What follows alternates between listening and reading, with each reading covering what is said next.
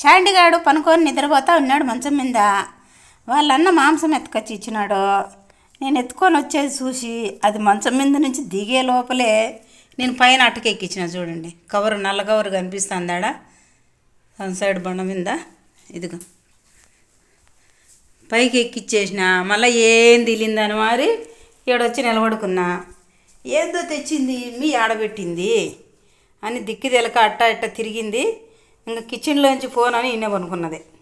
ఏరా కొనుక్కున్నావు?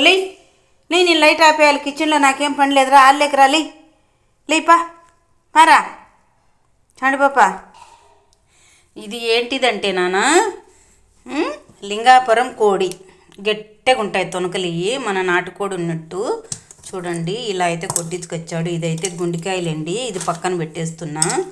ఇది శాండి కోసం ఫ్రై చేసి మసాలా తక్కువ వేసి పెడితే తింటుంది నా బిడ్డ. ఇలా ఎందుకు కొట్టించుకొచ్చాడంటే కోయట్ రైస్ చేయాలంట. మచ్చబూస్ చిన్న చిన్న ముక్కలు అయితే కనపడవు కోయట్ రైస్లో. ఇవి ముందు మసాలాలు ఉడకబెట్టి మళ్ళీ రైస్ వేస్తాం కదా, అందుకోసం ఇంతంతే కొట్టించుకొచ్చాడు అనమాట. ఇలా చూడండి, అలా పెద్ద పెద్ద ముక్కలు.